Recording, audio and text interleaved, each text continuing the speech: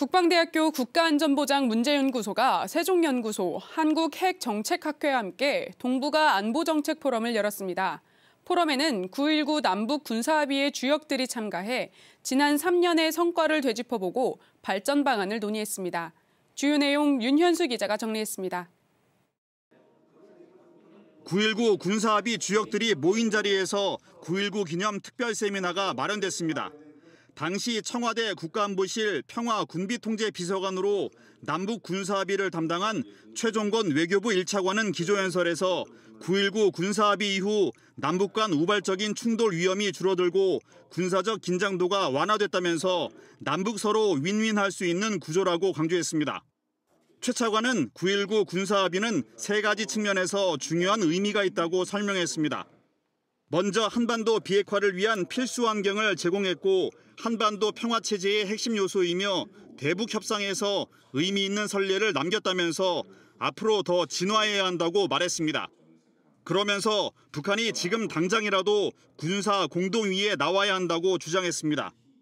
서로 간에 물어보고 싶은 것과 대답할 수 있는 것을 모두 꺼내놓고 대화를 시작하는 것은 지금 해야 할 일이라고 생각합니다.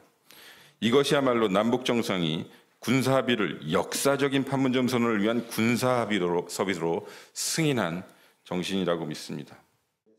이어진 특별 세션에는 9.19 당시 청와대와 국방부, 통일부에서 남북 군사협상에 참여한 주역들이 대담에 참가해 주목받았습니다.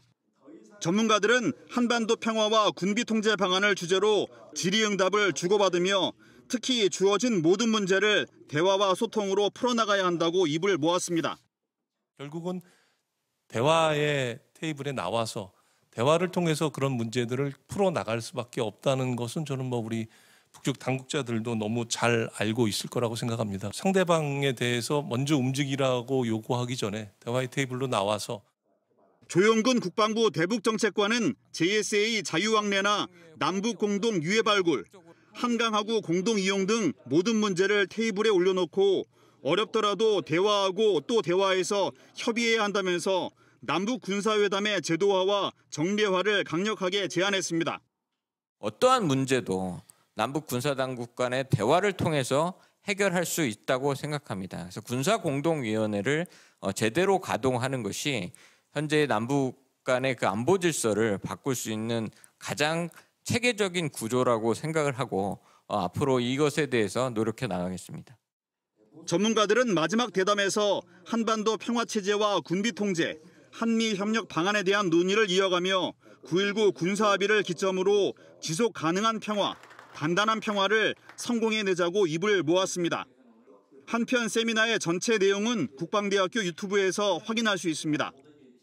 9.19 평양 공동선언과 남북 군사합의 3주년을 기념해 마련된 특별 세미나, 9.19 정신의 교훈과 의미에 대해 공유하는 한편 한반도 평화 프로세스에 대한 지속적인 발전 방안에 대해 논의하고 공감대를 형성하는 시간이었습니다. 국방뉴스 윤혁수입니다.